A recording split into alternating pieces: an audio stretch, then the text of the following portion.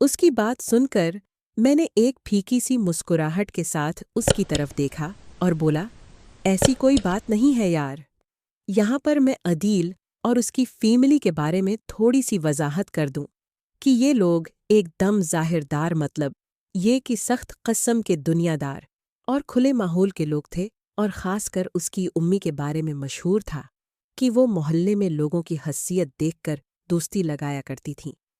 यही हिलात अदील का भी था। वो भी हमेशा हाई क्लास के खाते पीते और अमीर किस्म के लोगों के साथ दोस्ती लगाया करता था। इसीलिए तो हमारे कमज़ोर माली हालात के पेश नज़र उसने कभी भी मेरे साथ गहरी दोस्ती रखने की कोई कोशिश न की थी। हाँ, दोस्तों का सेम ग्रुप होने की वजह से उसकी मेरे साथ बस अच्छी हेलो हाय थी। उसके अलावा उसने कभी भी मुझे कोई ख़ास लफ्ट न कराई थी, और उसकी उन्हीं हरकतों के पेश नज़र मैंने खुद भी उसके करीब होने की कभी कोशिश न की थी। हाँ तो दोस्तों, मैं कह रहा था कि जैसे ही मैंने उनको अपने महकमे और अहदे के बारे में बतला, या तो मेरी बात सुनते ही माँ बेटे की आंखों में वाज़ेह तौर पर एक चमक सी आ गई थी, और फिर उसके बाद मैंने साफ तौर पर महसूस किया कि मेरे स्टेट्स को जानकर उनके रवैये में पहले से भी ज़्यादा गर्मजोशी आ गई थी। उधर अदील की वालदा काफ़ी देर तक मुझे सताइशी नज़रों से देखती रहीं, फिर अचानक ही कहने लगी, बेटा आज तो तुम अकेले आए हो, लेकिन अगली दफ़ा जब भी हमारे घर आओ तो अपनी बेगम को ज़रूर साथ लाना। मैंने आंटी की बात सुनकर एक ठंडी सांस भरी और कहने लगा, आपका हुक्म सिर आंखों पर आंटी, लेकिन बेगम होगी तो साथ लाऊंगा न। मेरी बात सुनकर वो एक दफ़ा फिर चौंक पड़े और मेरी तरफ देखते हुए कहने लगी, अच्छा तो ये बताओ कि कहीं मंगनी वगैरह भी हुई है? तो उनकी बात सुनकर एक दफ़ा फिर मैंने ठंडी सांस भरी और उनसे बोला, नहीं आंटी जी, मेरी मंगनी तो क्या, इस बारे में कहीं बातचीत भी नहीं चल रही। मेरी बात सुनकर वो हैरत भरे लहजे में कहने लगें, कमला है बेटा, तुम इतनी अच्छी पोस्ट पर फाइज हो और कहीं रिश्ते वगैरह की कोई बातचीत भी नहीं चल रही। उनकी बात सुनकर मैंने ऐसे ही कह दिया कि छोड़े आंटी, मेरे हाथ में शादी वाली लकीर ही नहीं है। फिर उसके बाद इसी टापक पर हमारी गुफ्तगू होती रही। खाना खाने के कुछ देर बाद मैंने उनसे इजाज़त ली और घर चला आया। ये उससे अगले दिन बाद की बात है कि मैं अपने कमरे में बैठा चाय पी रहा था कि आफस के मेन गेट से गार्ड ने इंटरकॉम किया कि सर, कोई अदील नाम का बंदा आपसे मिलना चाह रहा है, उसे अंदर भेज दूं या उसे चुकर देना है? अदील का नाम सुनकर मैंने उसे कहा कि नहीं यार, ये चक्कर वाला बंदा नहीं है, इसलिए उसे मेरे कमरे में ले आओ। कुछ देर बाद गार्ड के साथ अदील कमरे में दाखिल हुआ और रस्मी अलीक सलीक के बाद मुझसे गला करते हुए बोला कि तुम कहाँ मर गए थे? मामा तुम्हारा बहुत पूछ रही हैं। फिर कहने लगा कि आज तुम लंच पर भी नहीं आए। तो मैंने उसको जवाब देते हुए कहा कि बस यार, ऑफिस में कुछ ऐसे काम पेश आ गए थे कि मैं तुम्हारी तरफ चक्र न लगा सका। तो इस पर वो मुझ से कहने लगा कि अभी तो फरी हो न, इसलिए मेरे साथ चलो, तुमको मामा बुला रही हैं।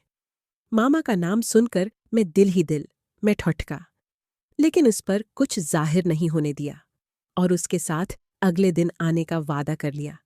लेकिन उसके बावजूद भी अदील ने मेरी जान नहीं छोड़ी और कहने लगा, ऐसा करो घर कल आ जाना, लेकिन अभी मेरे साथ बाहर चलो यार, कहीं बाहर चलकर गपशप करते हैं। मैं घर में पड़े पड़े में काफ़ी बोर हो गया हूँ। उसकी बात सुनकर मैंने उससे कहा, चल फिर मैं तुझे किसी अच्छे रेस्टोरेंट में खाना खुलाता हूँ। तो आगे से वो जवाब देते हुए बोला कि सूरी यार, मैं अभी अभी लंच करके तुम्हारी तरफ आ रहा हूँ।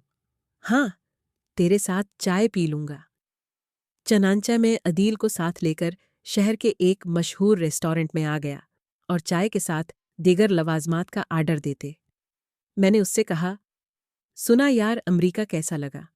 इसी दौरान अचानक ही मेरे ज़हन में एक ख्याल आया اور میں اس کی طرف دیکھتے ہوئے بڑے اشتیاق سے بولا، امریکہ کی ڈگی مار، تو مجھے یہ بتا کہ وہاں جا کر سب سے پہلے کس گوری کے ساتھ پبجی کھیلی تھی اور کیسے؟ میری بات سن کر وہ ہنستے ہوئے بولا، آ گیا نا اپنی اوقات پر؟ تو آگے سے میں بھی دانت نکلاتے ہوئے بولا کہ تم اچھی طرح سے جانتے ہو کہ مجھے پبجی والی کہانیاں سننے کا کتنا شوق ہے، اس لیے اب زیادہ نخرہ نہ کر اور مجھے تفصیل سے بتا کہ امریکہ جا کر سب سے پہلے کس گوری کو کیوں اور کیسے پبجی کھیلا تھی، اور ساتھ نمک مرچ لگا کر یہ بھی بتا کہ تم نے اسے راضی کیسے کیا تھا۔ میری بات سن کر عدیل ایک دم سیریس ہوتے ہوئے بولا، تمہاری اطلاع کے لیے عرض ہے کہ امریکہ جا کر میں نے سب سے پہلے کسی گوری کی نہیں بلکہ ایک دیسی کے ساتھ پبجی کھیلی تھی۔ عدیل کی بات سن کر میں آنکھیں نکالتے ہوئے اس سے بولا، ایسے نہیں بھائی صاحب، پوری تفصیل بتاؤ۔ پھر اپنے لہجے پر زور دیتے ہوئے بولا، ایک چیز کی تفصیل، ماں، مرچ مصالحہ۔ میری بات سن کر اس نے بڑی عجیب سی نظروں سے میری طرف دیکھا۔ اس کی آنکھوں میں واضح طور پر کشمکش کے آثار نظر آ رہے تھے، لیکن پھر چند سیکنڈز سوچنے کے بعد اچانک ہی وہ کہنے لگا، گو کہ میری کہانی میں ایک آدھ پردہ نشین کا نام بھی آئے گا، لیکن تو بھی کیا یاد کرے گا؟ آج میں تمہیں امریکہ میں پہلی پبجی کھیلنے کا بتاؤں گا اور اس سے جڑی ایک بات تفصیل سے بتاؤں گا، اور میری جان یہ تفصیل اتنی زبردست ہوگی کہ آج کی رات تمہیں شیپمو کی ضرورت نہیں پڑے گی۔ اس کے ساتھ ہی اوس نے کرسی میری طرف کھسکائی اور پھر وہ میری آنکھوں میں آنکھیں ڈلا کر کہنے لگا، شاہ جی، شاید تمہیں معلوم نہیں کہ میرے سگے ماموں امریکہ میں ہوتے ہیں اور انہی کے سپانسر کی وجہ سے میں امریکہ گیا تھا۔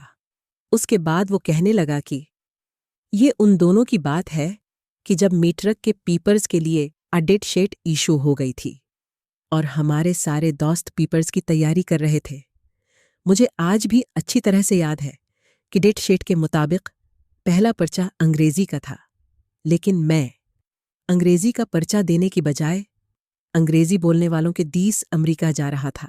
ان دونوں چونکہ سارے دوست انگریزی کے پرچے کی تیاریاں کر رہے تھے، اس لیے پاکستان سے جاتے ہوئے میں اپنے دوستوں سے الوداعی ملاقات بھی نہیں کر سکا۔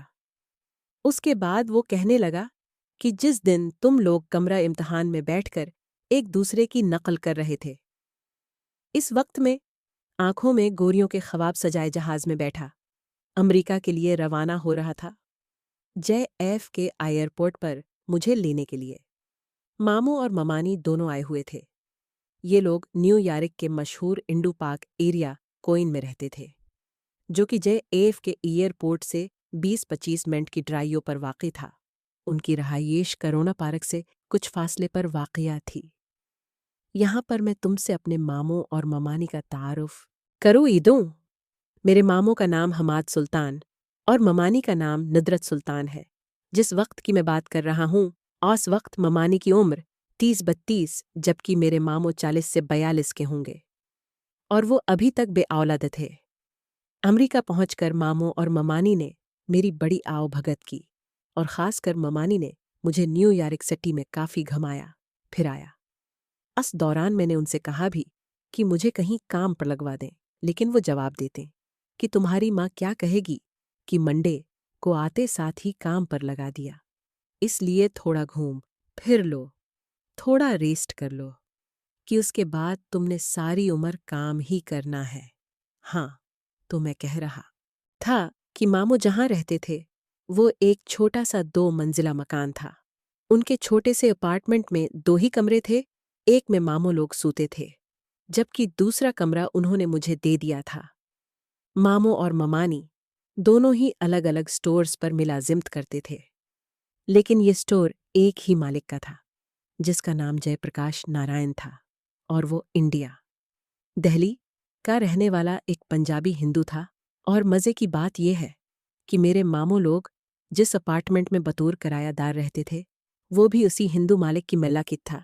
نچلے والے پورشن میں وہ خود، جبکہ اوپر والے پورشن میں ماموں لوگ رہتے تھے، اور اس گھر کی بناوٹ کچھ ایسی تھی کہ اس کا مین گیٹ ایک ہی تھا، جبکہ اس کی اوپر والی منزل کی سیڑھیاں صحن سے ہو کر گزرتی تھیں۔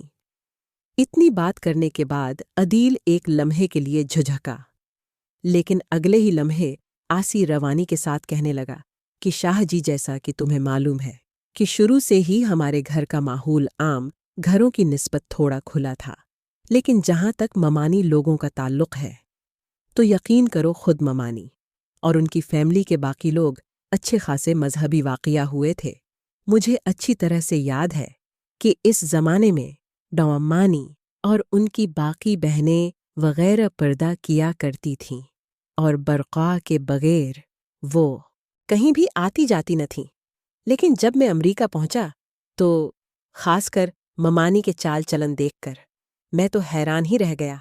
کہاں وہ پردے کے بغیر گھر سے باہر ایک قدم بھی نہ رکھتی تھیں، اور کہاں یہ کہ پردہ تو درکنار جس قسم کے لباس میں نے ان کو دیکھا تھا، یقین کرو میں حیران بلکہ کافی حد تک پریشان ہو گیا تھا، کیونکہ وہ بہت بلکہ ان کی فیملی کے حساب سے اچھا خاصا قابل اعتراض تھا۔